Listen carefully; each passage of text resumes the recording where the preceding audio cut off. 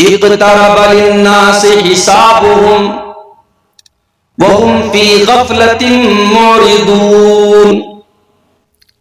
لوگوں کے حساب کا ٹائم قریب آ گیا، لوگوں کے امتحان کا ٹائم قریب آ گیا. اب یہاں حساب سے کیا مراد ہے؟ بعض علماء نے اس آیت کی تفسیر میں لکھا کہ حساب سے مراد قیامت ہے. قیامت قریب آ گئی. گویا کہ اللہ کے پیارے نبی صلی اللہ علیہ وسلم کی دنیا میں آنے کے بعد اب قیامت بہت قریب ہے. اب دنیا کی عمر کا زیادہ تر حصہ گزر چکا ہے، اب دنیا کی عمر بہت تھوڑی سی بچی ہے. اسی لیے اللہ کے نبی نے اپنی بعثت کو بھی قیامت کی ایک نشانی قرار دیا ہے. آپ نے فرمایا بُعِثْتُ أَنَا وَالسَّاعَةُ كَهَاتَيْنِ. آپ نے دو انگلیوں سے اشارہ کر کے فرمایا کہ میں اور قیامت اس طریقے سے بھیجے گئے جیسے یہ دونوں انگلیاں ہیں. تو یہاں اللہ تعالیٰ حساب سے مراد قیامت کو لے رہا ہے کہ قیامت قریب آ گئی.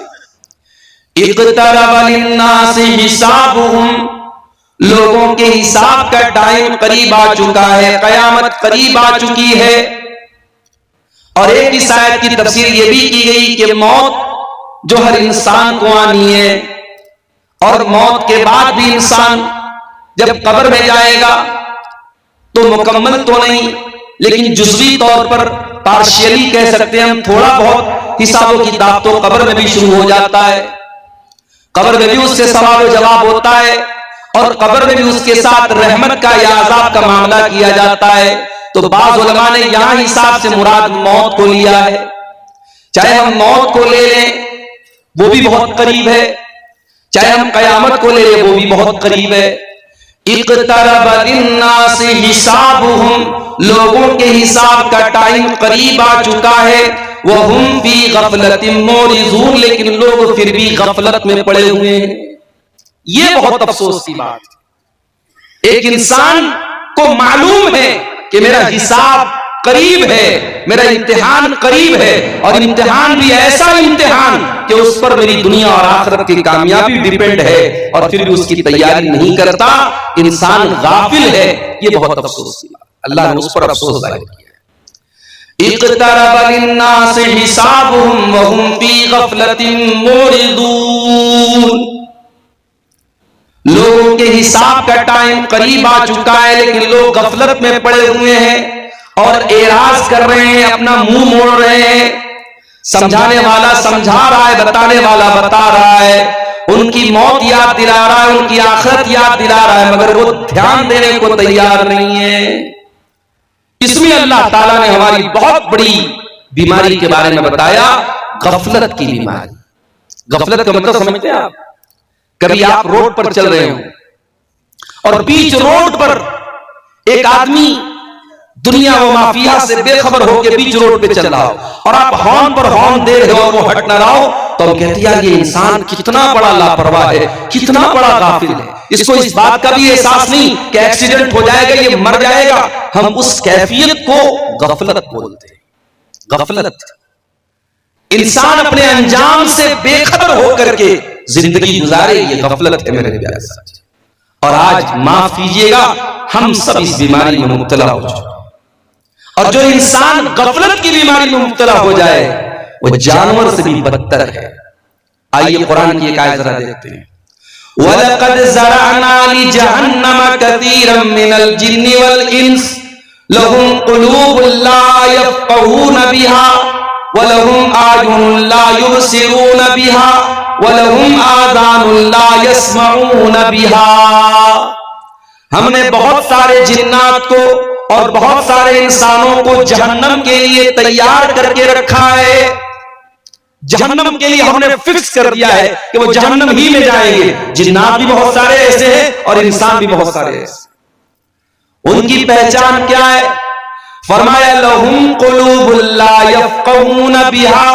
ان کے پاس دل تو ہے، ان کے پاس دل تو ہے لیکن وہ اس دل کا استعمال نہیں کرتے، وہ غور نہیں کرتے، وہ فکر نہیں کرتے.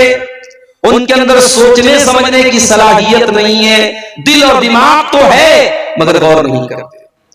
وَلَهُمْ أَعْيُنٌ لَا يُبْصِرُونَ بِهَا. ان کے پاس آنکھیں تو ہیں مگر وہ دیکھتے نہیں ہیں. وَلَهُمْ آذَانٌ لَا يَسْمَعُونَ بِهَا، ان کے پاس کان تو ہے مگر وہ سنتے نہیں ہیں۔ کیا مطلب؟ بہرے اندھے نہیں، آنکھیں ہیں مگر عبرت کی نگاہیں نہیں ہیں، آنکھیں ہیں سچائی کو نہیں دیکھتے، صحیح کیا ہے غلط کیا ہے اس کو نہیں دیکھتے، ان کی آنکھیں اس کے سلسلے میں بند ہو جاتی ہیں۔ کان ہیں سنتے ہیں مگر حق بات بیان کی جائے ایک کان سے سن کر کے دوسرے کان سے اڑا دیتے ہیں۔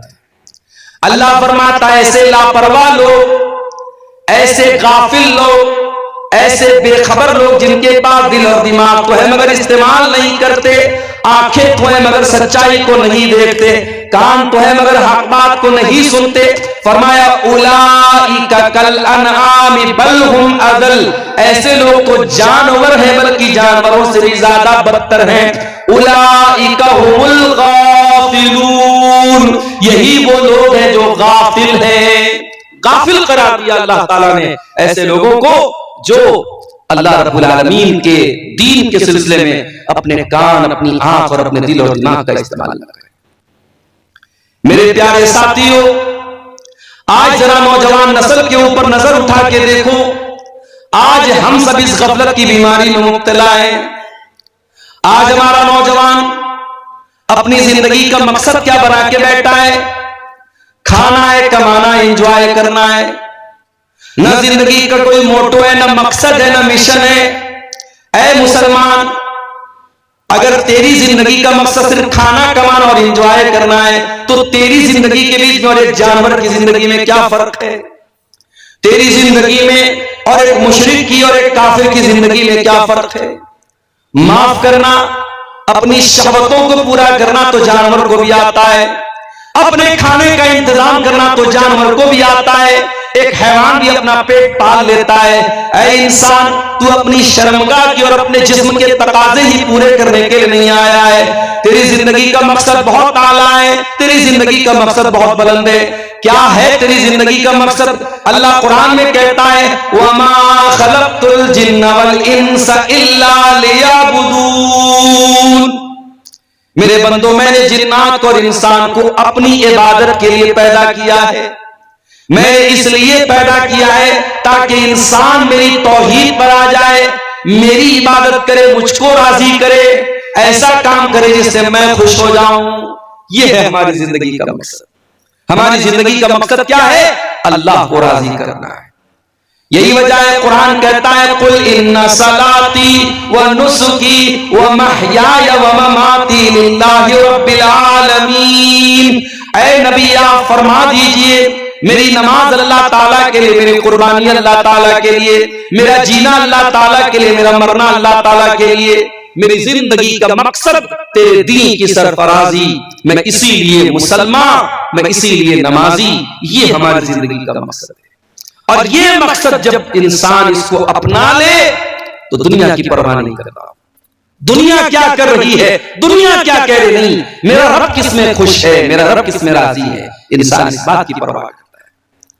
اسی لیے اللہ کے پیارے نبی فرماتے ہیں من التمس رضا اللہ بسخط الناس کفاہ اللہ مؤونۃ الناس، جو اللہ کو راضی کرنے کے لیے لوگوں کو ناراض کر دے، لوگ ناراض ہوتے ہیں پرواہ نہ کرے، اللہ کو راضی کرے، تو ایسے انسان کے لیے اللہ تعالیٰ کافی ہو جائے گا، اللہ اسے لوگوں کا محتاج نہیں بنائے گا، لوگوں کے در کا بھکاری نہیں بنائے گا۔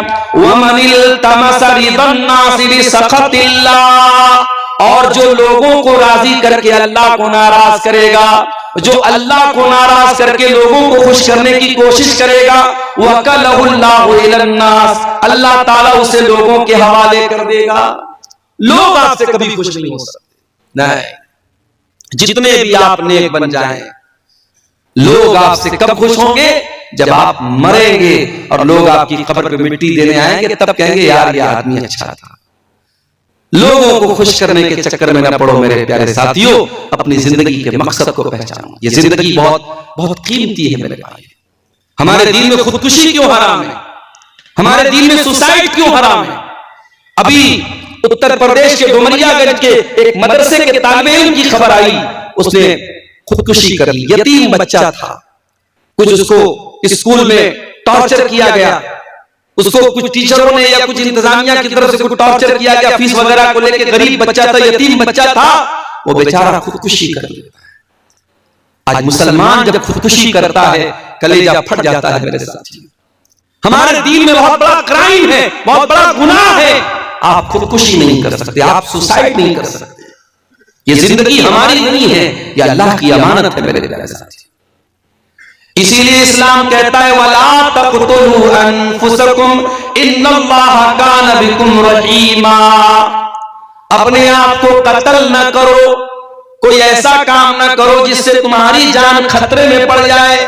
وَلَا تُلْقُوا بِأَيْدِيكُمْ إِلَى التَّهْلُكَةِ، اپنے آپ کو ہلاکت میں نہ ڈالو۔ اسی لیے سگریٹ پینا، گٹکھا کھانا، کسی بھی طریقے کا نشہ کرنا اسلام میں حرام ہے۔ اس لیے بھی حرام ہے کیونکہ اس کے اندر نشہ ہے، اور اس لیے بھی حرام ہے کیونکہ وہ آپ کے شریر کو نشٹ کر رہا ہے، برباد کر رہا ہے۔ ہر وہ چیز جو آپ کے شریر کو نشٹ کرے، آپ کی صحت کے ساتھ کھلواڑ کرے، پوچھنے کی ضرورت نہیں ہے، وہ حرام ہے اسلام کے اندر۔ جو چیز آپ کے جسم کے لیے مضر ہے وہ اسلام کے اندر حرام ہے۔ یہ زندگی اللہ کی امانت ہے میرے پیارے ساتھی۔ اللہ امتحان کے طور پہ دنیا میں اللہ نے ہم کو بھیجا ہے۔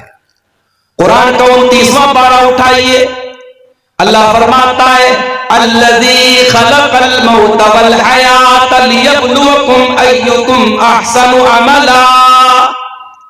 اللہ نے موت کو پیدا کیا، اللہ نے زندگی کو پیدا کیا۔ کیوں پیدا کیا؟ تاکہ وہ تمہارا امتحان لے، لیبلوکم، وہ تمہارا امتحان لینا چاہتا ہے، ایکم احسن عملا، کہ تم میں کون اچھا عمل کرتا ہے، کون زیادہ عمل کرتا ہے، نہیں کہا کون اچھا عمل کرتا ہے۔ اللہ تعالیٰ کے ہاں کوانٹیٹی نہیں، اللہ تعالیٰ کے ہاں کوالٹی دیکھی جائے گی۔ آپ کا عمل کتنا ہے یہ اللہ تعالیٰ کا میٹر نہیں کرتا، آپ کا عمل کیسا ہے یہ میٹر کرتا ہے اللہ تعالیٰ۔ ابھی 15 شعبان کی رات گزری، اسی شعبان کے مہینے میں، اب تو رمضان دستک دے رہا ہے، 15 شعبان کی رات کو شب برات منائی جاتی ہے۔ کتنے مسلمان 15 شعبان کی رات رات پر عبادت کرتے ہیں، قبرستان جا کے دعائیں کرتے ہیں، قرآن پڑھتے ہیں، اور اس اگلے دن روزہ رکھتے ہیں، بہت ساری عبادتیں کرتے ہیں۔ عبادت تو ہو رہی ہے، کوانٹیٹی تو بہت ہے، کوالٹی نہیں ہے۔ جو عبادت نبی نے نہیں کی، جو عبادت صحابہ نے نہیں کی، میرے پیارے ساتھیوں، وہ عبادت بدعت کی کیٹیگری میں آتی ہے، اور نبی نے فرمایا وَكُلُّ بِدْعَةٍ ضَلَالَةٍ، ہر بدعت گمراہی۔ تو زندگی کے مقصد کو پہچانو میرے بھائی۔ آج سارے کے سارے لوگ چہرے پر محنت کر رہے ہیں۔ لڑکیوں کو دیکھو اپنے میک اپ پر کتنا خرچ کر رہی ہیں۔ اب تو بہار کے بعض علاقوں میں پروگرام کے لیے میں گیا تو دیکھتا ہوں نقاب کے اوپر بھی لڑکیاں لائٹ لگا رہی ہیں، نقاب کے اوپر بھی لائٹ لگی ہے۔ اب بھائی جب نقاب کے اوپر تم لائٹ لگا رہے ہو تو کیا مطلب ہے اس کا؟ نقاب کا تو مقصد ہے چھپانا اپنے آپ کو، اب تم نقاب کے اوپر لائٹ لگا رہے ہو تو اپنے آپ کو نمایاں کر رہی ہو، کیا مطلب ہے؟ نقاب کو بھی آج ہم لوگوں نے فیشن بنا دیا ہے۔ اللہ معاف کرے ہماری بہنوں کو، آج اپنے شریر پر، اپنے چہرے پر کتنی محنت ہو رہی ہے۔ آج میک اپ آئٹم خریدنے پر شوہروں کی آمدنی کا ایک بڑا حصہ ان کی بیویوں کے میک اپ پر خرچ ہو رہا ہے۔ آج ہمارے نوجوان چہرے کے لیے کتنی محنت کر رہے ہیں، بالوں کے لیے کتنی محنت کر رہے ہیں۔ کس طریقے سے لوگ ہم کو ہینڈسم مان لے، خوبصورت مان لے، اسمارٹ مان لے، اور اپنے آپ کو خوبصورت اور ہینڈسم کہلانے والوں کان کھول کر کے سن لو، اللہ تعالیٰ کے یہاں تمہارے چہروں کی خوبصورتی نہیں دیکھی جائے گی۔ تم کتنے ہینڈسم ہو، کتنے خوبصورت ہو، کتنے گورے چٹے ہو، تمہارے چہرے پر کوئی داغ دھبا ہے یا نہیں، اللہ تعالیٰ کیا یہ نہیں دیکھا جائے گا۔ ان اللہ لا ينظر الى صوركم واجسامكم ولكن ينظر الى قلوبكم واعمالكم۔ اللہ تعالیٰ تمہارے چہروں کو نہیں دیکھے گا، اللہ تمہارے جسموں کو نہیں دیکھے گا، اللہ تعالیٰ کے یہاں اگر دیکھا جائے گا تو تمہارے دلوں کو دیکھا جائے گا۔ دل پر محنت کرو میرے پیارے ساتھی۔ بہت خوبصورت ایک لڑکا، بہت خوبصورت ایک خاتون، دنیا ان کے حسن و جمال کی تعریفیں کر رہی ہے۔ سوال یہ ہے ان کے سینے میں جو دل ہے اس دل میں اللہ کی محبت کتنی ہے، اس دل میں ایمان کی محبت کتنی ہے، اس دل میں اللہ کا ڈر کتنا ہے، اس دل میں آخرت کا ڈر کتنا ہے. یہ دل اللہ تعالیٰ کیا میرے پیارے ساتھیوں سب سے زیادہ اہمیت رکھتا ہے. دل پر محنت کرو. ہمارے باپ ابراہیم علیہ السلام اللہ کی بارگاہ میں دعا کرتے ہیں وَلَا تُخْزِنِي يَوْمَ يُبْعَثُونَ يَوْمَ لَا يَنفَعُ مَالٌ وَلَا بَنُونَ إِلَّا مَنْ أَتَى اللَّهَ بِقَلْبٍ سَلِيمٍ. اے اللہ مجھے قیامت کے دن تو ذلیل نہ کرنا، مجھے قیامت کے دن تو رسوا نہ کرنا. دنیا میں انسان اگر رسوا ہو بھی جائے، آج رسوا ہوا ہے کل سیٹلمنٹ ہو جائے گا، کل عزت پا جائے گا. کل جو رسوا تھا آج عزت پا رہا ہے. لیکن آخرت کی جو رسوائی ہے، قیامت کے دن کی جو ذلت ہے، اس کا کوئی مداوا نہیں ہے میرے بھائیوں، اس کا کوئی علاج نہیں ہے. اس لیے ابراہیم علیہ السلام دعا کرتے ہیں کہ اے اللہ مجھے قیامت کے دن تو ذلیل نہ کرنا. یوم لا ينفع مال ولا بنون، قیامت کے دن نہ مال کام آئے گا، نہ اولاد کام آئے گی، نہ قبر میں آپ کا مال کام آئے گا، نہ آخرت میں آپ کا مال کام آئے گا، نہ قبر میں آپ کی اولاد آپ کا ساتھ دینے آئے گی، نہ قیامت کے دن آپ کا ساتھ دینے آئے گی. ہاں نیک اولاد ہے، دعا کرے گی آپ کے لیے تو اس دعا کا فائدہ آپ کو ملے گا. اولاد بنفس نفیس چل کر کوئی بیٹا ایسا تو نہیں جو باپ کے ساتھ قبر میں جا کے اتر جائے. کوئی ایسا بیٹا تو نہیں جو باپ کا ہاتھ پکڑ کے قیامت کے دن کہے کہ اے اللہ میرے باپ کی جگہ مجھے عذاب میں ڈال دے اور اللہ اس کے مطالبے کو قبول کر لے. نہیں، نہ قیامت کے دن بیٹا باپ کے کام آئے گا، نہ قبر میں کام آئے گا. الا من اتى الله بقلب سلیم.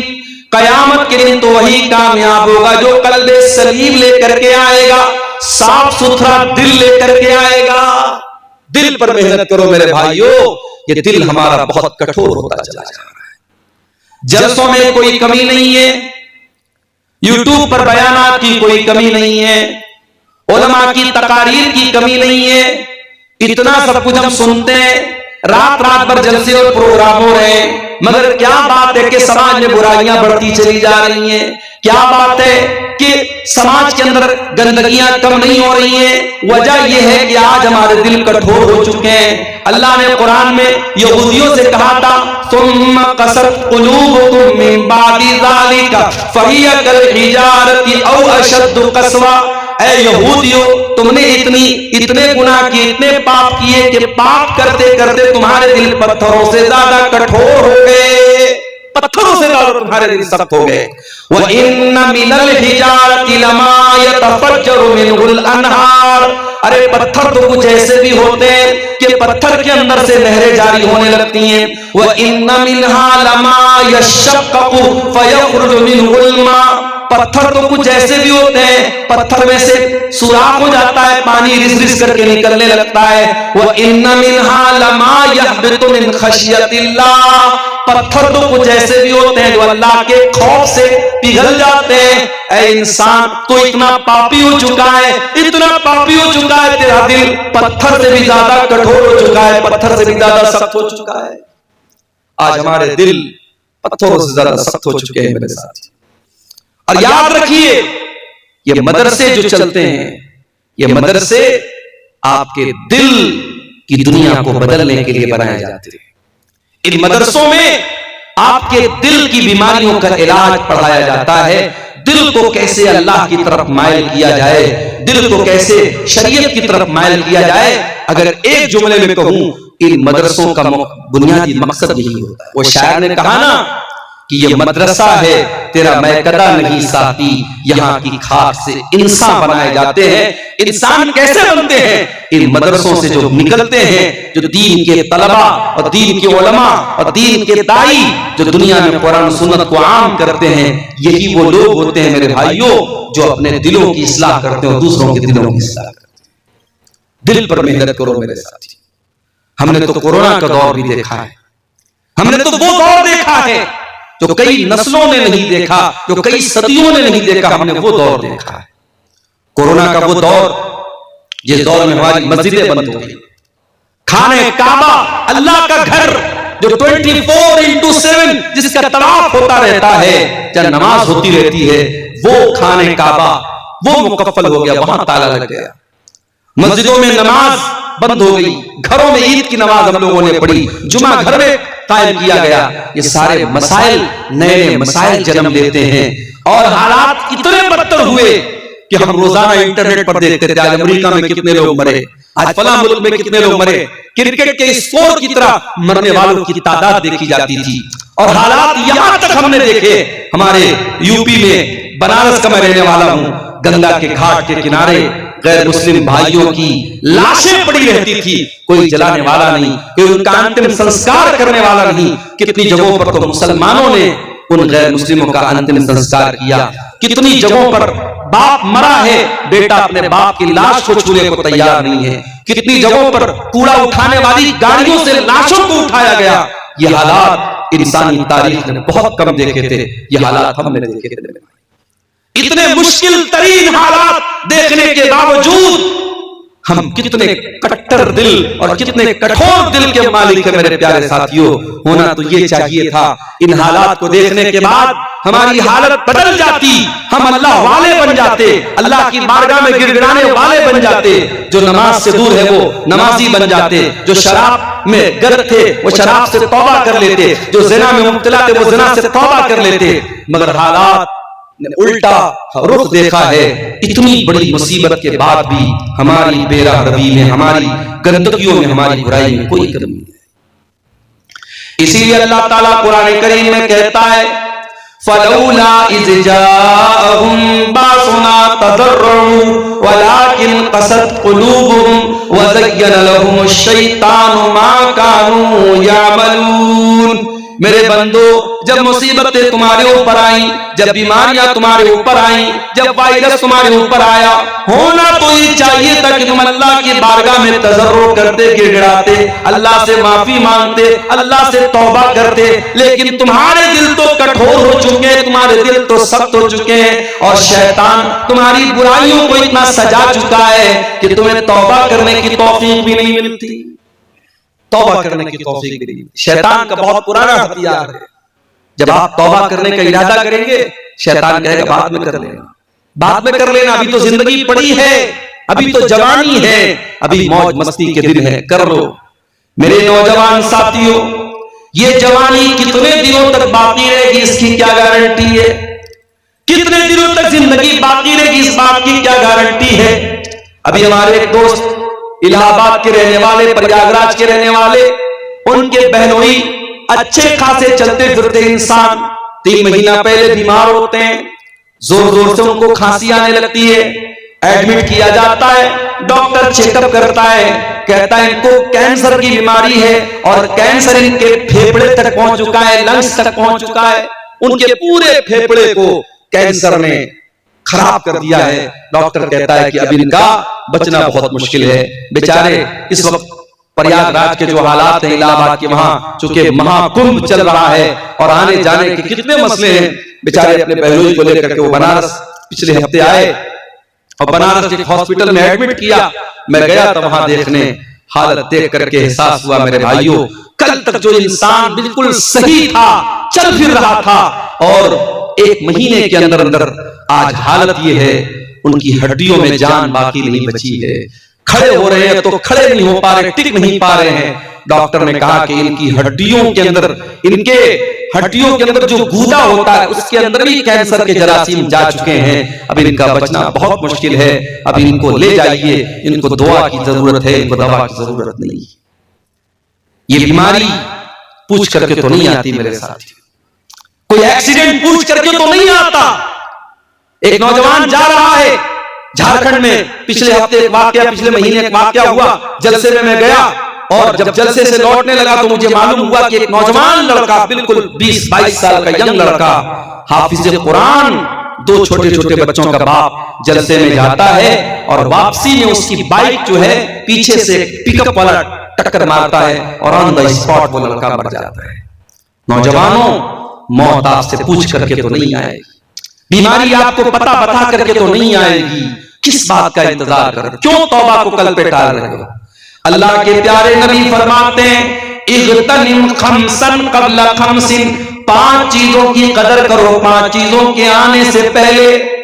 شبابک قبل حرمک، اپنی جوانی کی قدر کرو بڑھاپے کے آنے سے پہلے. وصحتک قبل سقمک، اپنی تندرستی کی قدر کرو بیمار ہونے سے پہلے. وغناک قبل فقرک، اپنی دولت کی قدر کرو غریب ہونے سے پہلے. وفراغک قبل شغلک، اپنے ٹائم کی قدر کرو اس کے پہلے کہ تم بزی ہو جاؤ، مصروف ہو جاؤ. وحیاتک قبل موتک، اور اپنی زندگی کی قدر کرو اپنی موت کے آنے سے پہلے. میرے بھائیوں، اس سے پہلے کہ موت کا فرشتہ آ جائے اور توبہ کرنے کی مہلت چھین لی جائے، آؤ توبہ کر لو، اللہ تیار ہے تمہاری توبہ قبول کرنے کے. ہم تو اردو میں محاورے میں بولتے ہیں صبح کا بھولا شام کو لوٹ جائے تو اسے بھولا نہیں کہتے، مگر اللہ کا قانون کیا ہے؟ اللہ کا قانون تو نرالا ہے. اگر آپ سچی توبہ کر لیں، کتنے بھی بڑے گنہگار ہیں، گناہوں میں ڈوبے ہوئے ہیں، اگر آج اور ابھی توبہ کر لیں، اللہ تعالیٰ نہ صرف یہ کہ آپ کی توبہ کو قبول کرنے کو تیار ہے، اللہ سارے پچھلے گناہوں کو معاف کرنے کو تیار ہے، بلکہ اللہ تو اتنا کریم ہے، اتنا کریم ہے، اتنا رحیم ہے. اللہ تو یہاں تک کہتا ہے الا من تاب وآمن وعمل عملا صالحا فاولئک یبدل اللہ سیئاتہم حسنات. اے میرے بندو، تم توبہ کر لو، ایمان لے آؤ، سیدھے راستے پر آ جاؤ. اے میرے بندو، میں تمہارے سارے گناہوں کو نیکی میں کنورٹ کر دوں گا، تمہارے سارے گناہوں کو نیکی میں بدل دوں گا. اللہ تعالیٰ تو اتنا قریب ہے میرے پیارے ساتھیوں، اس لیے توبہ کو کل پہ نہ ٹالو. اگر توبہ کرنے کے بعد موت آ گئی تو انشاءاللہ نجات ملے گی. اس صحابی رسول کو دیکھو جن کا نام اسیرم تھا، اور وہ غزوہ بدر والے دن ایمان لائے تھے. اسی دن ایمان لائے اور ایمان لاتے ہی غزوہ بدر میں شامل ہوئے اور اللہ کی راہ میں شہید ہو گئے. حضرت اسیرم رضی اللہ تعالیٰ عنہ وہ صحابی ہیں، علماء کہتے ہیں یہ وہ صحابی ہیں جنہوں نے ایک ٹائم کی نماز بھی نہیں پڑھی، ایک ٹائم کی نماز بھی نہیں پڑھی، ایمان لائے اور ایمان لاتے ہی اللہ کی راہ میں جہاد میں چلے گئے اور اللہ کی راہ میں لڑتے لڑتے شہید ہو گئے. شہادت کی موت نصیب ہو گئی، نبی نے ان کو جنتی قرار دیا. ایک ٹائم کی نماز نہ پڑھنے کے باوجود وہ جنت میں چلے گئے. کیوں؟ کیونکہ زندگی نے ان کو مہلت نہیں دی نماز پڑھنے کی. ایمان لائے اور اللہ کی راہ میں شہید ہو گئے. میرے پیارے ساتھیوں، توبہ کو کل پر نہ ٹالو. کل کس نے دیکھا ہے؟ حضرت یوسف علیہ السلام کے بھائیوں کو دیکھو، جب انہوں نے اپنے بھائی کو قتل کرنے کی پلاننگ کی تو ان کے دماغ میں بھی شیطان نے یہی وسوسہ ڈالا کہ آج یہ گناہ کر لو، کل توبہ کر لیں گے. قرآن کہتا ہے بھائیوں نے آپس میں میٹنگ کی اور کہا اقتلوا یوسف او اطرحوه ارضا یخر لکم وجہ ابیکم وتکونوا من بعدہ قوما صالحین. یوسف کو قتل کر دو، یوسف کو کہیں چھوڑ دو، دور چھوڑ دو، تاکہ یوسف نہ رہے اور تمہارا باپ صرف تم سے محبت کرے. اور کہتے ہیں آپس میں کہ بعد میں ہم لوگ نیک بن جائیں گے، بعد میں توبہ کر لیں گے. معاف کرنا میرے پیارے ساتھیوں، توبہ کو کل پہ ٹالنا یہ بھی شیطان کی بہت بڑی چال ہے. اور توبہ کو کیوں ٹالتا ہے انسان؟ کیونکہ دل اس کا کٹھور ہو چکا ہے. اس دل پر محنت کرو میرے پیارے ساتھیوں. ہمارا دل تو اتنا کٹھور ہو چکا ہے، نوجوانوں کا موبائل لے کر چیک کیا جائے، ان کے یوٹیوب کی پلے لسٹ میں جا کے دیکھا جائے انہوں نے کتنی دیر اپنا ٹائم قرآن کو سننے میں گزارا، کتنا ٹائم انہوں نے علماء کے بیانات کو سننے میں گزارا، اور کتنا ٹائم انہوں نے فلمی ناچ گانوں میں گزارا، کتنا ٹائم انہوں نے کامیڈی دیکھنے میں گزارا، کتنا ٹائم انہوں نے فیس بک کی ریلز دیکھنے میں گزارا. آج فضول اور لایانی چیزیں دیکھنے میں ہمارا نوجوان اپنا کتنا ٹائم ویسٹ کر رہا ہے. میرے پیارے نوجوان ساتھیوں، اگر آپ کے دل کو میوزک سے سکون مل رہا ہے، گانے سے سکون مل رہا ہے، اگر آپ کو فیس بک کی بیہودہ ریل سے اور انسٹاگرام کے گندے ویڈیوز سے مزہ آ رہا ہے، اس کا مطلب یہ ہوا کہ آپ کا دل مردہ ہو چکا ہے. کیونکہ قرآن کہتا ہے الا بذکر اللہ تطمئن القلوب. او لوگو، اللہ تعالیٰ کے ذکر سے ایمان والوں کے دل کو سکون ملتا ہے. جس دل میں ایمان ہوگا اس دل کو اللہ تعالیٰ کے ذکر سے اور قرآن سے سکون ملے گا. آج بھی میں دعوے کے ساتھ آپ سے کہتا ہوں، عربی آپ کی زبان نہیں ہے، آپ بہار کے دربھنگا کے علاقے کے رہنے والے، آپ کی اپنی ایک مخصوص زبان ہے، عربی آپ کو نہیں آتی ہوگی، پھر بھی اگر آپ کسی اچھے قاری کی آواز میں اگر قرآن کریم کو آپ موبائل پر چلا کر کے اس کی تلاوت کو سنیں، ایئر فون کانوں میں لگا لیں، ہیڈ فون کانوں میں لگا لیں، دعوے کے ساتھ کرتا ہوں میرے بھائیوں کہ وہ قرآن آپ کے دل کے تاروں کو چھیڑے گا، وہ قرآن آپ کے دل پر اپیل کرے گا. یہ قرآن کی خاصیت ہے میرے پیارے ساتھیوں. آج ہم حرم میں دیکھتے ہیں جب شیخ عبد الرحمن السدیس قرآن پڑھتے ہیں، جب شیخ شریم جب وہ قرآن پڑھتے تھے، حرم میں افریقہ کا کالا بھی ہے، امریکہ کا گورا بھی ہے، بنگال کا بنگالی بھی ہے، انڈیا اور پاکستان کا اردو ہندی بولنے والا بھی ہے، مختلف علاقوں کے لوگ ہیں، زبانیں الگ ہیں، کلچر الگ ہیں، مگر جب قرآن پڑھا جاتا ہے، عذاب کی آیتیں آتی ہیں، شیخ سدیس بھی رونے لگتے ہیں، شیخ شریم بھی رونے لگتے ہیں، اور وہ عربی نہ جاننے والا بھی جب وہ قرآن سنتا ہے اپنی آنکھوں پر اس کو بھی اختیار نہیں ہوتا، وہ بھی رونے لگتا ہے. یہ قرآن وہ کتاب ہے میرے ساتھ. اسی لیے اللہ اس کتاب کے بارے میں کہتا ہے لو انزلنا ھذا القرآن علی جبل لرأیتہ خاشعا متصدعا من خشیۃ اللہ. اگر اس قرآن کو ہم نے کسی پہاڑ کے اوپر بھی اتارا ہوتا تو پہاڑ بھی اللہ کے خوف سے ریزہ ریزہ ہو جاتا.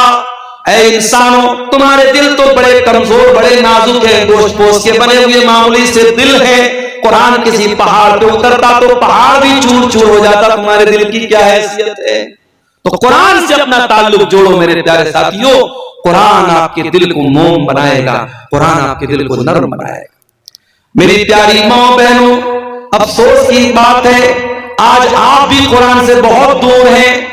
آج بعض خواتین کا فون آتا ہے، مولانا صاحب ہم اپنے مخصوص ایام میں ناپاکی کی حالت میں، جن ایام میں نماز پڑھنا ہمارے لیے منع ہے، ان ایام میں ہم قرآن پڑھ سکتے ہیں یا نہیں؟ تو کان کھول کر کے سن لیں جو صحیح مسئلہ جو علماء محققین نے بیان کیا ہے کہ قرآن کو ٹچ کرنا، حیض کی حالت میں عورت ڈائریکٹ قرآن کو ٹچ کرے، یہ منع ہے. اس میں بھی اختلاف ہے، لیکن چلو جو زیادہ راجی اور مضبوط بات ہے وہ یہی ہے کہ عورت اگر پیریڈ میں ہے تو ڈائریکٹ قرآن کو ٹچ نہ کرے، مگر قرآن پڑھنے سے منع نہیں کیا گیا. اور آج موبائل پر آپ کو قرآن پڑھنے کی سہولت ہے. میری پیاری ماں اور بہنوں، آپ کے پاس کوئی بہانہ نہیں ہے، اینی ٹائم جہاں چاہے آپ قرآن پڑھ سکتے ہیں. اس قرآن سے اپنا تعلق جوڑو. میرے بھائیوں آپ سے بھی کہتا ہوں، میری بہنوں آپ سے بھی کہتا ہوں، یہی وہ قرآن ہے.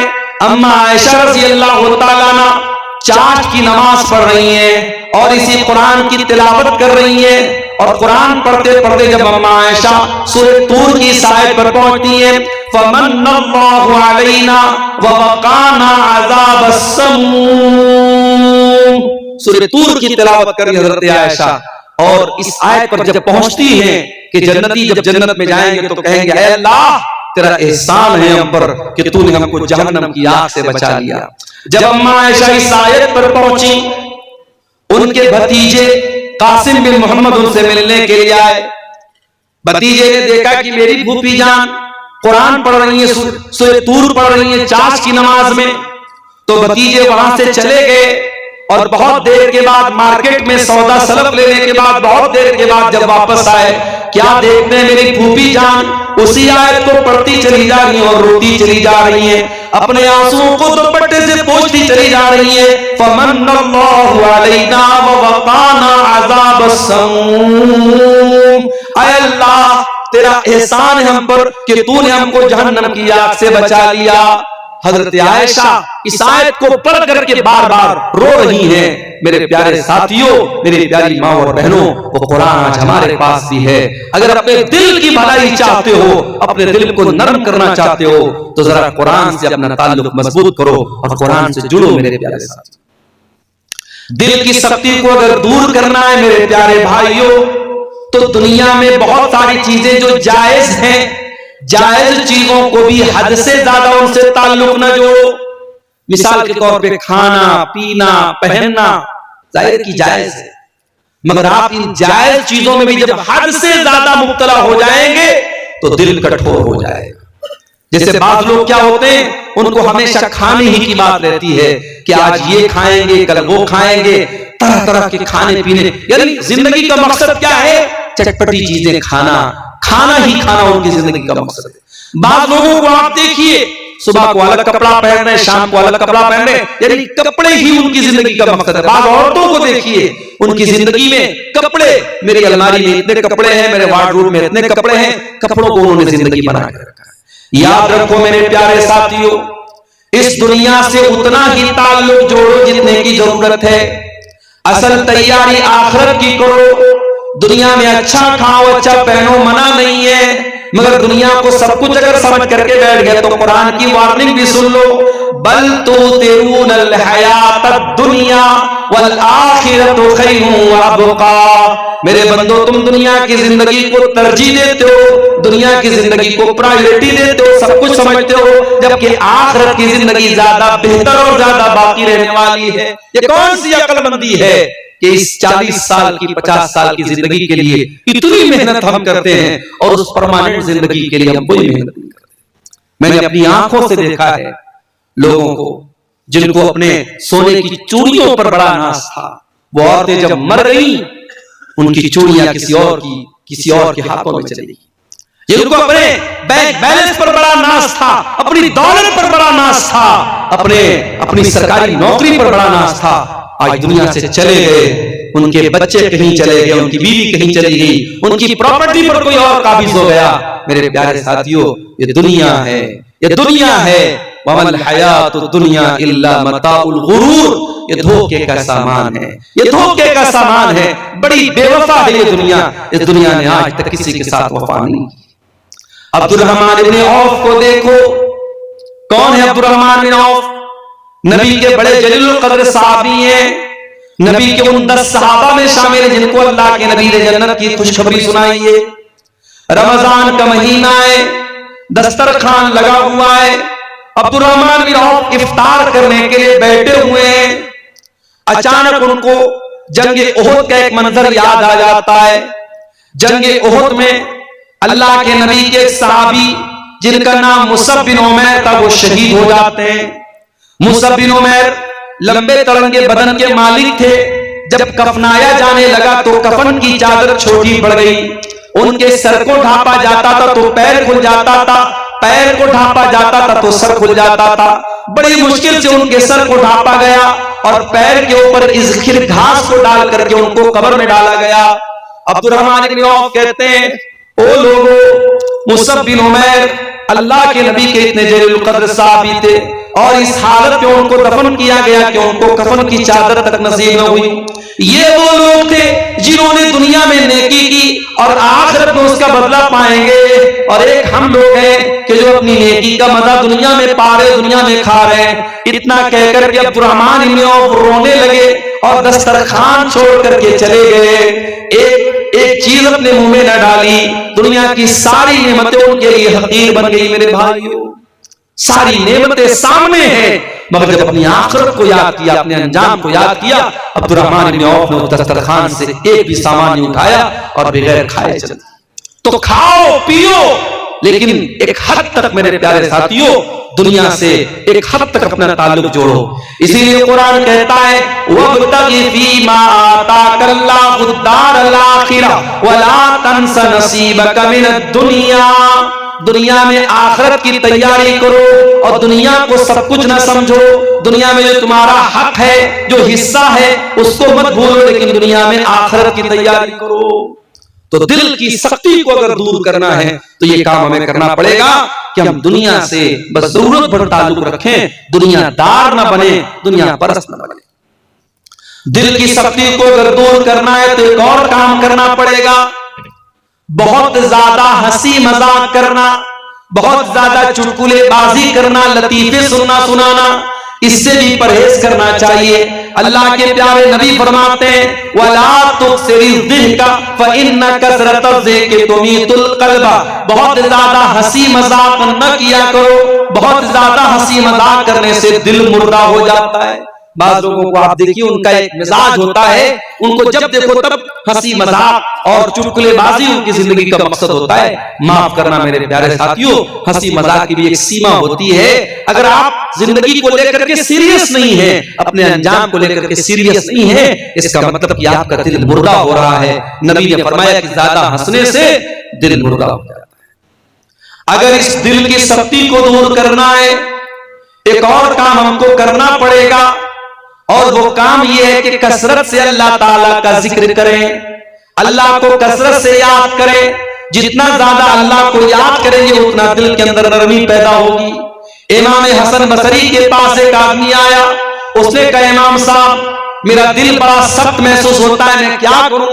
امام صاحب نے فرمایا عذبہ بذکر اللہ، اپنے دل کو اللہ تعالیٰ کے ذکر سے ملائم بناؤ، نرم بناؤ، دل کو پگھلا دو اللہ تعالیٰ کے ذکر سے۔ جتنا آپ اللہ تعالیٰ کا ذکر کریں گے دل کی سختی اتنی دور ہوگی، دل اتنا ملائم ہوگا، دل اتنا نرم ہوگا۔ اسی طریقے سے اگر دل کی سختی کو دور کرنا ہے، ایک اور کام ضرور کیجئے۔ آج بار سمیلہ میں یہ پروگرام ہو رہا ہے، ہو سکتا ہے یہ تو سالانہ پروگرام ہے، آپ کی مسجدوں میں کبھی کوئی عالم آیا، کوئی درس ہو رہا ہے، کوئی دین کی بات ہو رہی ہے، کوئی مہمان عالم آیا، کوئی درس دے رہے ہیں، تقریر کر رہے ہیں، اس طریقے کی دین مجلسوں میں ضرور شرکت کیا کرو میرے ساتھی۔ کوئی عالم اگر آپ کے محلے کی، آپ کی گاؤں کی مسجد میں آتا ہے اور آپ کو دین کی باتیں سناتا ہے، نصیحت کرتا ہے، اس طریقے کی علمی مجالس میں ضرور شرکت کیا کرو۔ قرآن کہتا ہے وَذَكِّرْ فَإِنَّ الذِّكْرَىٰ تَنفَعُ الْمُؤْمِنِينَ، اے نبی آپ نصیحت سنائیے، نصیحت مومنوں کو فائدہ پہنچاتی ہے۔ امام احمد بن حنبل رحمۃ اللہ علیہ بہت بڑے امام تھے، ان کو تین بادشاہوں نے کوڑے مروائے تھے، ان کے پیٹھ پر جلادوں نے کوڑے مارے تھے، اتنے کوڑے مارے گئے تھے ان کو کہ لکھنے والوں نے لکھا ہاتھی کو مارا جاتا تو ہاتھی پاگل ہو جاتا۔ اور کیوں کوڑے کھائے تھے امام احمد بن حنبل نے؟ کوئی چوری کی تھی انہوں نے نعوذ باللہ، کوئی غلط کام کیا تھا؟ نہیں، ایک عقیدے کا مسئلہ تھا، عقیدے کا مسئلہ تھا۔ اس زمانے میں فتنہ پیدا ہوا کہ قرآن اللہ کا کلام نہیں ہے، قرآن اللہ کی مخلوق ہے۔ امام احمد بن حنبل نے ڈنکے کی چوٹ پر کہا کہ نہیں، قرآن اللہ کا کلام ہے، اور یہی عقیدہ نبی نے ہم کو دیا ہے، یہی عقیدہ صحابہ نے ہم کو دیا ہے، ہم اسی عقیدے پر قائم رہیں گے، اگر اس کے خلاف کوئی عقیدہ ہے ہم اس کو نہیں مانیں گے۔ اس عقیدے کی بنیاد پر امام احمد بن حنبل کو 3 بادشاہوں کے دور میں، 3 خلفاء کے دور میں کوڑے مارے۔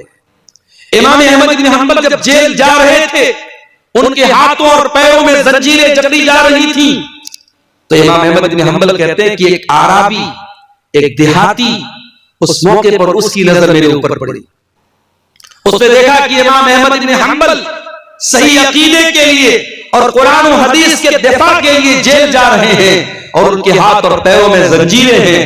اس نے کہا یا احمد ان یقتلک الحق مت شہیدا وان عشت عشت حمیدا، اے احمد بن حنبل سچائی کے راستے میں تم جیل میں جا رہے ہو، حق راستے میں تم جیل میں جا رہے ہو، اگر اس سچائی کے راستے میں، حق کے راستے میں اگر آپ کو موت آ جائے تو اے احمد بن حنبل آپ شہادت کی موت آپ کو آئے گی، شہید ہو جائیں گے آپ، اور اگر زندہ رہیں گے، اگر آپ بچ گئے تو دنیا تعریف کرے گی کہ احمد بن حنبل اللہ کی توحید کے لیے جیل میں گیا تھا۔ اے احمد بن حنبل آپ کے دونوں ہاتھ میں لڈو ہے، مر گئے تو شہادت کی موت ہوگی، بچ گئے تو لوگ آپ کی تعریف کریں گے۔ احمد بن حنبل کہتے جب میں جیل میں گیا اور جلادوں نے میری پیٹھ پر کوڑے برسائے اور میرے ہاتھوں میں جب زنجیریں پہنائی گئیں تو مجھے اس جلاد کی بات، اس عربی کی بات یاد آئی، اس دیہاتی کی بات یاد آئی، فقوی قلبی، اور اس کی باتوں کو یاد کر کے میرا دل مضبوط ہو گیا۔ میرے پیارے ساتھیوں، کبھی ایسا ہوتا ہے کوئی ایک تقریر، کوئی ایک بات، کسی عالم کی کوئی ایک نصیحت دل کی دنیا بدل دیتی ہے۔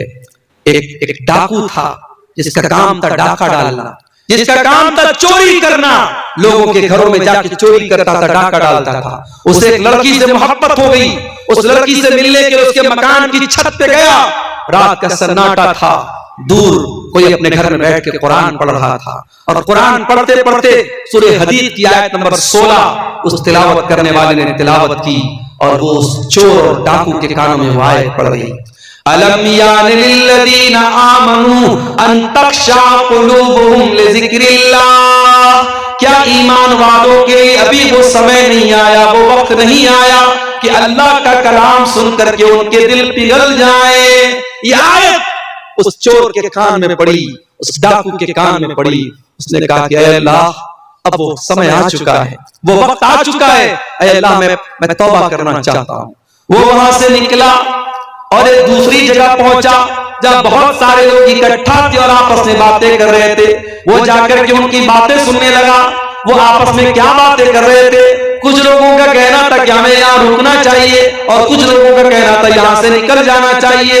کچھ لوگوں کا کہنا تھا کہ ہمیں یہاں رک جانا چاہیے کیونکہ رات کا وقت ہے اور اس علاقے میں بہت بڑا ڈاکو ہے جس کا نام فضیل ابن عیاض ہے. وہ ڈاکہ ڈالتا ہے، وہ چوری کرتا ہے، وہ آئے گا ہمارا مال چوری کر لے گا، اس لیے بہتر ہے کہ ہم یہیں پر رات گزارے صبح نکلیں گے.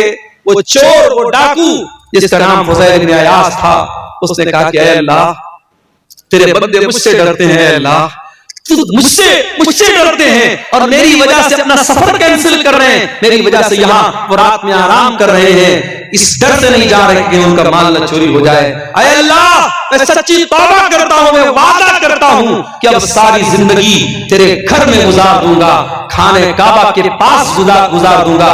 اے اللہ میں خانے کعبہ سے اپنے آپ کو جوڑ دوں گا. اور دنیا اس انسان کو امام فضیل بن عیاض کے نام سے یاد کرنے لگی اور وہ انسان جا کر کے اللہ کے گھر کے ساتھ اس نے ایسا تعلق جوڑا کہ ان کو اللہ کے گھر کا مجاور کہا جانے لگا، اللہ کے گھر سے چپک جانے والا اور اس کے پڑوس میں رہنے والا ان کو کہا گیا. تو میرے ساتھیوں توبہ کرو اور اس طریقے کی دینی مجلسوں سے فائدہ اٹھاؤ. یہاں جانے سے آپ کے دل کی سختی دور ہوگی. ایک دو چیزیں اور سن لیجئے. میں تقریباً 1:45 بج رہے ہیں اور ابھی مجھ کو فوراً نکلنا بھی ہے، لمبا سفر ہے، 450 سوا 400 کلومیٹر، صبح 8:30 بجے پہنچنا بھی ہے. ایک دو باتیں اور سن لیجئے، بات ہم ختم کریں گے. ہمارے ڈرائیور صاحب کی گاڑی کو ریڈی کر چکے ہیں. دل کی سختی کو اگر دور کرنا ہے میرے بھائیوں، ایک کام ہمیں اور کرنا پڑے گا. نبی اکرم نے وہ طریقہ بتایا. ایک صحابی اللہ کے نبی کے پاس آئے، کہا اے اللہ کے نبی میرا دل بڑا کٹھور ہو گیا ہے، بڑا سخت ہو گیا ہے، اس دل کی سختی کو دور کرنے کے لیے میں کیا کروں؟ آپ نے فرمایا امسح براس الیتیم، کسی یتیم کے سر پہ ہاتھ پھیر لو، کسی یتیم کے سر پہ ہاتھ پھیر لو، کسی یتیم کی پرورش کر دو، کسی یتیم کی کفالت کر لو. کسی مدرسے میں یتیم بچے پڑھ رہے ہیں، اس یتیم بچے کی پڑھائی کا خرچ اٹھا لو. میرے بھائیوں اس سے بھی آپ کا دل نرم ہو جائے گا.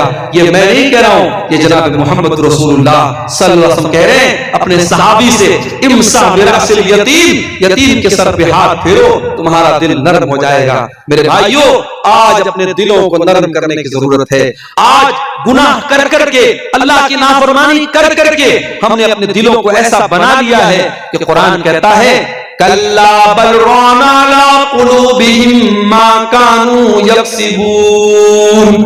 اے میرے بندو گناہوں کی پرت تمہارے دل کے اوپر چڑھ چکی ہے، تمہارے دلوں پر پردہ چھا گیا ہے، لیئر چڑھ گئی ہے گناہوں کی وجہ سے، تمہارے کرتوتوں کی وجہ سے. اگر گناہوں کی اس پرت کو دور کرنا ہے میرے عزیزو، توبہ کے ذریعے دور کرو، استغفار کے ذریعے دور کرو، قرآن کی تلاوت کے ذریعے دور کرو. اسی طریقے سے موت کو یاد کیا کرو. کبھی کبھی ایسے ہی قبرستان چلے جاؤ. ہمارے یہاں کوئی ضروری نہیں ہے کہ ماں اگر انتقال کر گئی ہے ماں کے لیے مغفرت کی دعا کرنا ہے تو قبرستان جانا ضروری نہیں. ماں کے لیے مغفرت کی دعا کرنا ہے ہم گھر میں بیٹھے بھی کر سکتے ہیں، مسجد میں بیٹھ کے بھی کر سکتے ہیں. قبرستان مغفرت کی دعا کرنے کے لیے جانا ضروری نہیں ہے. قبرستان جاؤ موت کو یاد کرنے کے لیے. کبھی سوچو، کبھی تصور کرو کہ وہاں ہم کو بھی جانا ہے. ایک دن آئے گا دنیا میں ہماری بڑی شہرت ہے، بڑا نام ہے، لوگ 4 لوگ اپنے کاندھے پر سوار کر کے قبرستان میں لے کے جائیں گے اور مٹی کے حوالے کر دیں گے. بڑے بڑے اپنے زمانے کے ترم خاں، بڑے بڑے دولت والے، بڑی بڑی شہرت والے اور بڑے بڑے اپنے نام کے آگے لمبے چوڑے القاب لگانے والے آج منو مٹی کے نیچے دفن ہیں میرے پیارے ساتھیوں، اور کوئی ان کا پرسان حال نہیں ہے. اس قبر کی تاریکی میں ہم سب کو جانا ہے، اور ہم سے 3 سوال ہوگا، مجھ سے بھی ہوگا، آپ سے بھی ہوگا. من ربو کا، من نبیوں کا، ما دینوں کا. تیرے رب کون ہے، تیرے نبی کون ہے، اور تیرا دین کیا ہے. اور ان تینوں سوالوں کا جواب میتھمیٹکس کی کتابوں میں نہیں ملے گا. ان تینوں سوالوں کا جواب سائنس کی کتابوں میں نہیں ملے گا. ان تینوں سوالوں کا جواب کانوینٹ اسکولوں میں نہیں ملے گا. معاف کیجئے گا، میں انگلش میڈیم تعلیم کی توہین نہیں کر رہا ہوں، میں سائنس کی اہمیت کو نہیں گھٹا رہا ہوں، میں میتھمیٹکس کی اہمیت کو نہیں گھٹا رہا ہوں، مگر اتنا ضرور آپ کو بتاؤں گا کہ قبر میں آپ کو کام آئے گا تو رب کا قرآن کام آئے گا. یہی قرآن جس کے پڑھنے والوں کو آپ حقیر سمجھتے ہیں، جس کے پڑھانے والوں کو آپ حقیر سمجھتے ہیں، جو قرآن پڑھانے والا آج رمضان میں زکات کی بھیک مانگنے آپ کے در پہ آئے تب وہ مدرسہ چلائے گا. یہ حالات کیوں ہیں میری قوم کے، اس پر بھی ہمیں غور کرنے کی ضرورت ہے. بڑے بڑے سیٹھوں کے یہاں بھکاریوں کی طرح یہ مدارس کے سفرا، یہ مدارس کے ذمہ دار بھکاریوں کی طرح لائن لگا کے کھڑے ہوتے ہیں، اور زکات کی رقم انہیں بھکاریوں کی طرح دی جاتی ہے. یہ بھی ایک لمحہ فکریہ اور غور کرنے کا مقام ہے کہ آپ کو قرآن پڑھانے والا اور آپ کے بچوں کو قرآن پڑھانے والا آپ کے در پہ آ کے بھیک مانگتا ہے تب وہ قرآن پڑھا پاتا ہے. یہ بہت افسوس کی بات ہے میرے بھائیوں. جب مومن قبر کے تینوں سوالوں کا صحیح جواب دے گا، میرا رب اللہ ہے، میرا دین اسلام ہے، میرے نبی محمد صلی اللہ علیہ وسلم ہے، تو فرشتہ پوچھے گا کہ تجھے ان تینوں سوالوں کا جواب کیسے پتا چلا؟ تو وہ کیا کہے گا؟ قرأت کتاب اللہ فآمنت بہ وصدقت بہ. میں نے قرآن پڑھا تھا، میں نے اللہ کی کتاب کو پڑھا تھا، اس پر ایمان لایا تھا، اس پر تصدیق کی تھی. میں قرآن کا عالم تھا، میں قرآن کا حافظ تھا، میں نے قرآن کو سمجھا تھا، میں نے قرآن کو پڑھا تھا. قبر میں بھی یہ قرآن آپ کے کام آئے گا، اور قیامت کے دن بھی یہ قرآن آپ کے کام آئے گا. قیامت کے دن یوم یفر المرء من اخیہ وامہ وابی وصاحبتہ وبنی. نہ بیٹا باپ کے کام آئے گا، نہ بیوی شوہر کے کام آئے گی، نہ بھائی بھائی کے کام آئے گا، لیکن قرآن وہاں بھی آپ کے کام آئے گا. نبی اکرم فرماتے ہیں اقرؤوا القرآن فإنہ یأتی یوم القیامۃ شفیعا لاصحابہ. قرآن پڑھا کرو، قرآن قیامت کے دن سفارش کرے گا تمہارے حق میں، اللہ تعالیٰ سے لڑے گا. میرے بھائیوں، قرآن سے اپنا تعلق مضبوط کرو، موت کو یاد کرو، قبرستان جایا کرو، اس سے بھی انشاءاللہ ہمارے دلوں کی سختی دور ہوگی. اور آخری چیز میرے پیارے ساتھیوں، دل کی سختی کو دور کرنا ہے تو دل کے مالک سے اپنی لو لگا دو. دل کا ریموٹ کنٹرول اللہ کے ہاتھ میں ہے، دل کا مالک اللہ ہے. اللہ جب تک نہیں چاہے گا آپ کا دل ہدایت پر نہیں آ سکتا، آپ کا دل صحیح راستے پر نہیں آ سکتا. اور جس دن اللہ چاہے گا بڑے سے بڑے گمراہ انسان کو اللہ ایمان کی توفیق دے دے گا.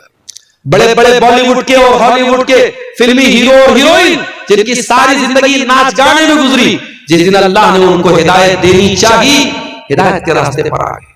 اور جس کے دل کو اللہ تعالیٰ نے ہدایت سے محروم کر دینا چاہا، وہ مسلمان تھا، مرتد ہو گیا. کوئی اپنے آپ کو کل تک مسلمان کہتا تھا، آج کافر ہو گیا، مشرک ہو گیا، اور آج دوسروں کے در پہ جا کے سر جھکانے لگا.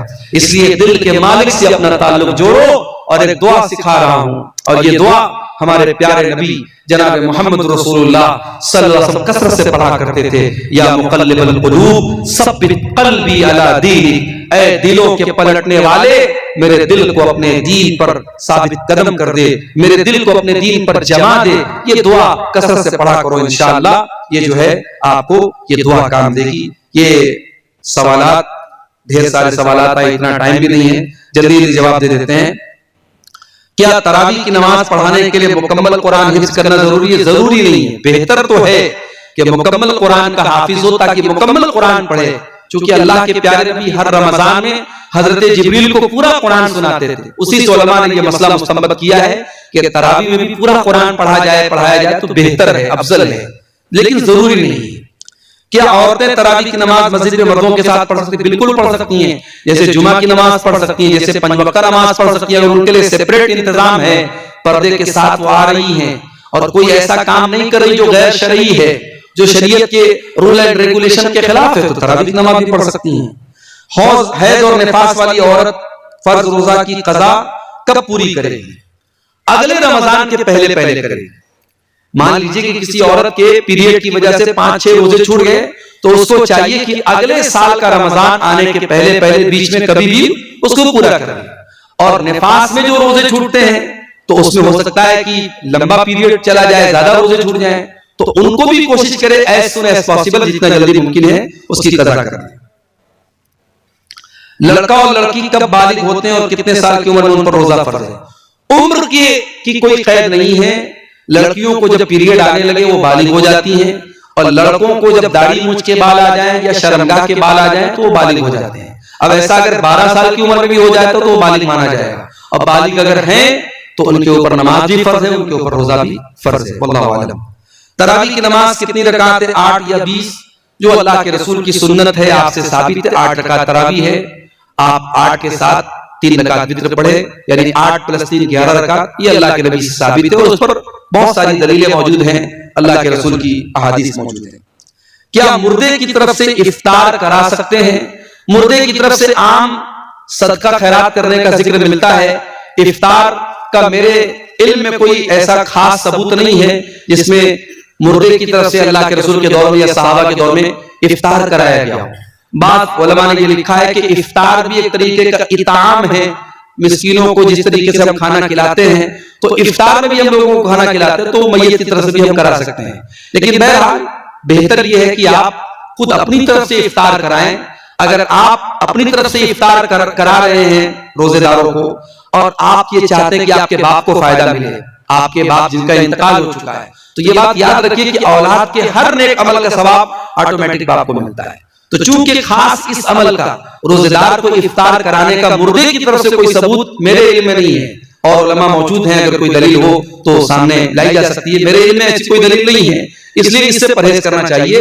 افطار مردے کی طرف سے نہیں کرانا چاہیے۔ ہاں، آپ غریبوں کو کھانا کھلا سکتے ہیں، صدقہ خیرات کر سکتے ہیں، اس کا ثبوت بہرحال ملتا ہے۔ عید کی نماز کے لیے کیا عورتیں امامت کر سکتی ہیں؟ عید کی نماز کے لیے اللہ کے رسول کے دور میں جو طریقہ تھا کہ آپ صلی اللہ علیہ وسلم پڑھاتے تھے عید کی نماز، اور پیچھے مرد بھی پڑھتے تھے، عورتیں بھی پڑھتی تھیں۔ صحابہ کے دور میں بھی ایسا ہی ہوتا تھا، اس لیے عورتوں کی الگ سے امامت عورت کرائے یہ مناسب نہیں ہے۔ آپ انتظام کریں اور مردوں ہی کی جماعت میں جو ہے عورتوں کا انتظام ہو اور مرد امامت کرائے، تو یہی زیادہ بہتر اور صحیح طریقہ ہے۔ صدقہ فطر کب دینا صحیح ہے اور اس کی شکل کیا ہے؟ صدقہ فطر جو ہے وہ آپ کو عید کی نماز کے پہلے دینا ہے۔ آپ 1-2 دن پہلے بھی دے دیں، کوئی حرج کی بات نہیں ہے، لیکن عید کی نماز کے پہلے دے دینا ہے۔ بہتر یہ ہے کہ آپ 1 دن پہلے دے دیں، 1 دن پہلے دے دیں، 2 دن پہلے دے دیں، اور اس کی شکل یہ ہے کہ آپ کا جو اناج ہے، جیسے مثال کے طور پہ ہم لوگ چاول کھاتے ہیں اور گیہوں کا آٹا کھاتے ہیں، تو آپ گیہوں بھی دے سکتے ہیں، چاول بھی دے سکتے ہیں، گیہوں کا آٹا بھی دے سکتے ہیں، اور ہر فیملی کے ایک ممبر کی طرف سے 2.5 کلو، ایک سا جو تقریباً 2.5 کلو بنتا ہے، تو 2.5 کلو کے حساب سے آپ جوڑ لیں اور اتنا اناج دے دیں۔ اب ایک سوال یہ کہ کیا ہم قیمت دے سکتے ہیں؟ تو بعض علماء نے کہا کہ قیمت نہیں دے سکتے۔ اناج کا ذکر حدیث میں ملتا، ہمیں اناج ہی دینا چاہیے۔ قیمت دیں گے تو قیمت ادا نہیں ہوگی۔ لیکن جو صحیح بات اور معقول بات لگتی ہے، مضبوط بات جو معلوم ہوتی ہے وہ یہ کہ اناج کا دینا افضل ہے، لیکن اگر کہیں کسی علاقے میں اناج دینے میں اس فقیر کی، اس غریب کا نقصان ہو رہا ہے، یا اس کی مصلحت اناج نہ دینے میں ہے، تو اس کو کیش بھی دیا جا سکتا ہے، کیونکہ اللہ کے رسول کے دور میں اناج بھی ایک طریقے کی کرنسی تھی۔ لوگ سامان خریدتے بیچتے تھے، اناج دے کر خریدتے بیچتے تھے، کپڑا لیتے تھے، اناج دے کے لیتے تھے۔ آج ہم بہت سارے علاقوں میں دیکھتے ہیں کہ غریب کو اناج دیا جاتا ہے، اور وہ اناج جا کر کے دکاندار کو اونے پونے بیچتا ہے، اور پھر اس سے پیسہ حاصل کرتا ہے۔ تو اسی لیے بہت سارے علماء کا کہنا ہے کہ جب وہ نقصان خود کر رہا ہے تو اس سے بہتر ہے کہ ہم اس کو کیش رقم دے دیں۔ لیکن بہرحال تمام دلائل کو سامنے رکھ کر کے جو بات زیادہ مضبوط نظر آتی ہے وہ یہ کہ اناج ہی دیا جائے۔ اناج دینے میں کوئی مسئلہ ہو، کوئی مشکل ہو تب پیسہ دیا جائے. بعض لوگوں نے پیسے ہی کو آسان سمجھ کے اس کو رواج بنا لیا، وہ بھی ٹھیک نہیں. جو ایک سنت سے جو چیز ثابت ہے اناج دیا جائے تو اناج کا ہی اہتمام کرنا چاہیے. واللہ اعلم بالصواب. یہ چند سوالات تھے جن کا جواب جلدی جلدی میں ہم نے آپ کے سامنے دیا. ہمارے بزرگ عالم دین مولانا عرفان مدنی صاحب موجود ہیں، اگر ہم سے کہیں ان جوابات میں خطا ہوئی ہوگی تو وہ اس کی تصحیح کریں گے. میں وقت ختم ہو رہا ہے. اللہ تعالی ہم سب کو اپنی اصلاح کی توفیق عطا فرمائے. اللہ ہم سب کو سچی توبہ کی توفیق عطا فرمائے. رب العالمین ہمیں اپنے دلوں کو ہی اجمل آسی پہ کر دینا کرم، تیری رحمت کے بنا کوئی نہ بخشا جائے گا. مت کرو ناراض رب کو زلزلہ آ جائے گا. صدر محترم، علماء کرام، محترم بزرگوں، نوجوان ساتھیوں، ماں اور بہنوں، پیارے بچوں، اپنے انتہائی عزیز دوست بھی کہہ سکتے ہیں اور ہم سے عمر میں بڑے ہیں تو ہمارے بزرگ بھی ہیں، شیخ عنایت اللہ جوہر اصلاحی حفظہ اللہ کی دعوت پر آج ان کے اس گاؤں میں ان کے ادارے کے سالانہ پروگرام میں شامل ہونے کا موقع نصیب ہو رہا ہے. پچھلے سال بھی شیخ نے دعوت دی تھی مگر کچھ ناگزیر اسباب کی بنا پر پچھلے سال میں شامل نہیں ہو پایا، اور اس سال بھی بہت مشکلات تھیں، اور ابھی مدرسے سے حاضری دینے کے بعد 2:30 بجے کے قریب مدرسے سے نکلنے کے بعد مسلسل تقریباً 450 کلومیٹر کا سفر طے کر کے 9.5 گھنٹے میں آپ کے بیچ میں پہنچا ہوں. ڈائریکٹ کھانا کھا کر کے اسٹیج پر آیا ہوں اور ابھی فوراً تقریر کر کے نکلنا بھی ہے کیونکہ صبح 8:30 بجے سے پھر دوبارہ کلاس جوائن کرنا ہے. اتنی مشکل ترتیب تھی سفر کی. اگر شیخ عنایت اللہ جوہر کا معاملہ نہ ہوتا، اور شیخ نے جیسا کہ بتایا کہ کچھ لوگ پروگرام کے تعلق سے غلط افواہیں بھی اڑانے لگتے ہیں، کچھ حاسدین بھی ہوتے ہیں، کچھ مخالفین بھی ہوتے ہیں، اور کبھی ایسا بھی ہو سکتا ہے کسی مقرر کے نہ آنے کی کوئی وجہ ہو، کوئی مجبوری ہو، مگر یہ کہنا کہ صاحب انہوں نے جھوٹ نام دے دیا جھوٹ موٹ میں اور بات نہیں کی، کسی کو بدنام کرنے کے لیے اس طریقے کی بات کرنا یہ بڑی غلط بات ہے. لیکن افسوس کی بات ہے کہ اکثر مقامات پر اس طریقے کے معاملات آتے ہیں. اللہ ہم سب کے ساتھ رحم و کرم کا معاملہ فرمائے.